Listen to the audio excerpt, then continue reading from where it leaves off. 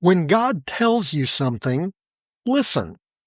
Find out how to listen to what God says in this episode of 5 Minutes Closer. I'm Vaughn Weatherford, and this is 5 Minutes Closer. For the next 5 minutes, let's explore some biblical truths and apply them to your life. No podcast, including this one, can transform your life or give you what you really need. Only Jesus can do that. You can find out why in what I've called the first five episodes of 5 Minutes Closer.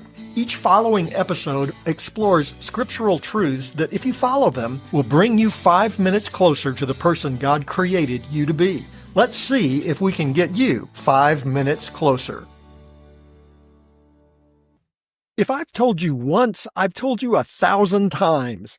We've all heard that, probably about 1,000 times. My parents used to say it to me frequently. I can remember thinking, I've heard you say that a couple hundred times, but I'm not sure about 1,000. And then I had children of my own. Listen, 1,000 is a conservative estimate. God didn't give the same message to Balak 1,000 times, only 7, but the point was the same. We met Balak back in Numbers chapter 22, the king of Moab, trying to entice the prophet Balaam to curse the nation of Israel. Balaam consulted God, and God said he would not curse his people. That message was delivered to Balak 3 times in chapter 22.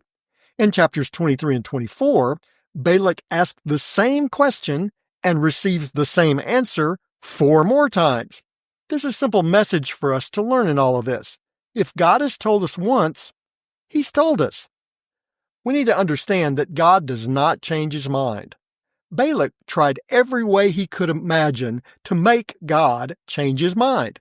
Never mind the fact that Balaam had attempted to do so and learned the lesson from the mouth of a donkey that we read about in chapter 22.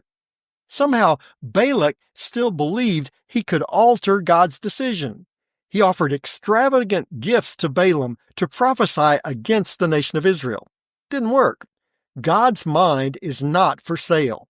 In Numbers 24, God speaks through Balaam, describing the covenant relationship he had with the people of Israel. No bribe or offering was going to change the promise of God. So Balak gets angry, as if his anger and threats will change God's mind. It didn't.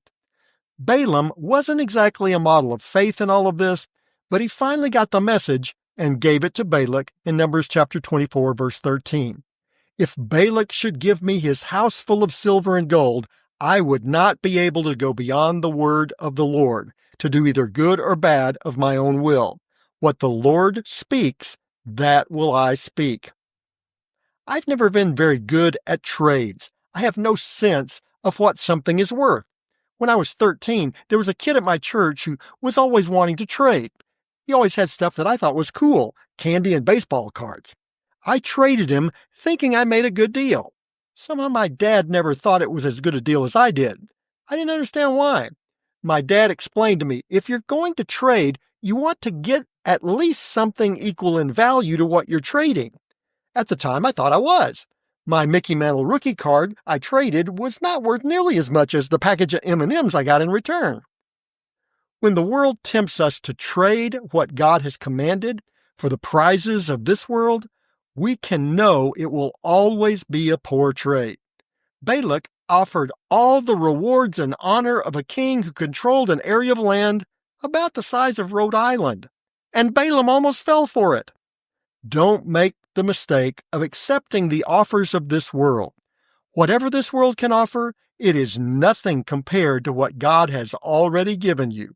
Don't make a bad trade, because now you're 5 minutes closer.